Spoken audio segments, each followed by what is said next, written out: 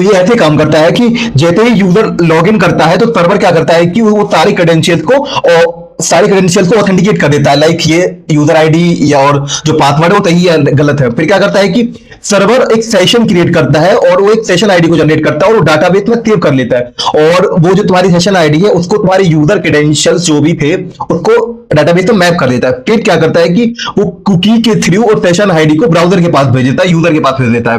फिर यूजर जैसे ही अगली बार रिक्वेस्ट भेजता है तो ब्राउजर ऑटोमेटिकली वो सेशन आईडी को रिक्वेस्ट के थ्रू सर्वर के पास भेज देता है। अब सर्वर क्या करता है कि वो डाटाबेस में जाके वो आईडी को चेक करता है और चेक करता है, यूजर को फाइंड करता है। तो इसमें क्या होता है कि बार बार सर्वर को डाटाबेस में चेक करना पड़ता है कि ये यूजर ऑथेंटिकेट है या नहीं है, गलत ही है गलत है। बट जेडब्ल्यूटी में ऐसा नहीं करना पड़ता है। वो क्या करता है कि जैसे ही यूजर लॉग इन करता है और सर्वर को ऑथेंटिकेट कर लेता है और सारे क्रेडेंशियल्स को मैच कर लेता है, तो क्या करता है कि सर्वर एक जेडब्ल्यूटी स्ट्रिंग को क्रिएट करता है। वो क्या करता है कि जो सीक्रेट की होती है उससे एक तुम्हारे जो सारे इंफॉर्मेशन है उसको इनकोडेड कर देता है और वो स्ट्रिंग तुम्हारा जेडब्ल्यूटी के थ्रू यूजर को वापस भेज देता है। फिर क्या करता है, यूजर जैसे ही दूसरी रिक्वेस्ट भेजता है तो उसके साथ वो जेडब्ल्यूटी स्ट्रिंग को भी भेज देता है। अब इधर क्या होता है कि जो तुम्हारा सर्वर है उसको वो स्ट्रिंग जेडब्ल्यूटी स्ट्रिंग डाटाबेस में ढूंढनी नहीं पड़ती है, बल्कि वो क्या करता है उस जेडब्ल्यूटी को एक सीक्रेट की जो और जेडब्ल्यूटी के तीन चीजों से मिलकर बनता है, एक हेडर,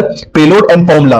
तो वो हेडर में और फॉर्मूला वहां से निकाल के सेक्रेट की थे उसको एल्गोरिथम लगा के उसको वो फाइंड कर लेता है कि ये जो जेडब्ल्यूटी है वो मेरे ही स्ट्रिंग से साइन हुई है नहीं हुई है। तो ये क्या करते हैं कि उसको बार बार चेक नहीं करना पड़ता डाटाबेस में, तो ये स्केल करने में बहुत आसानी होती है।